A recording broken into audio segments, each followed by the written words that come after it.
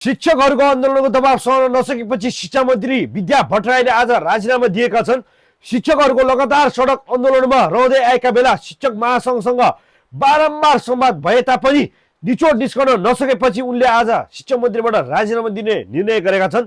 यता वैशाख 11 गतेबाट कक्षा 12 को परीक्षा सञ्चालनमा ल्याउनु छ, तर देशभरका शिक्षकहरू भने 20औं दिनदेखि लगातार आन्दोलनमा रहँदै आएका छन्।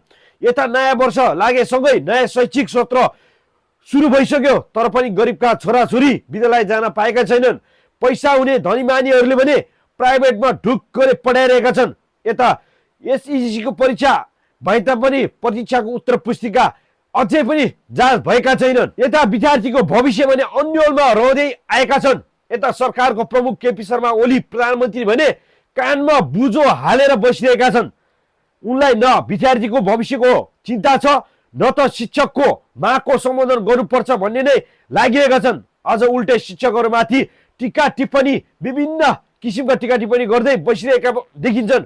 सरकार र शिक्षकहरूबीच विभिन्न मागहरूको सम्बोधन भई विधेयक मार्फत पास हुनुपर्ने शिक्षकहरू माग रहेका छन्। जस्तै इसिडीको शिक्षकहरूको तलब 17,000 भन्दा माथि हुनुपर्ने तथा शिक्षकहरूको सामाजिक सुरक्षा कोषको नयाँ प्याकेज बनाउनु पर्ने, दुर्गम ठाउँमा जाँदाखेरि दुर्गम भत्ता उपलब्ध हुनुपर्ने, ग्रेड समायोजन हुनुपर्ने र निजामती अस्पतालमा जाँदा शिक्षकको उपचारमा छुटको व्यवस्था हुनुपर्ने जस्ता मागहरू शिक्षकहरूले राख्दै आएका छन्।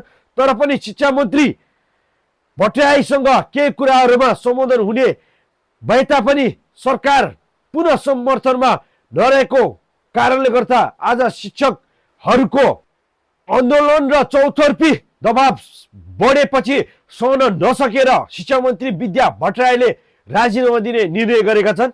उनी गत असार 31 गते शिक्षा मन्त्रीमा नियुक्ति भएका थिए। काशी क्षेत्र नम्बर 2 बाट प्रत्यक्ष निर्वाचित एमालेका संघीय सांसद हुन्।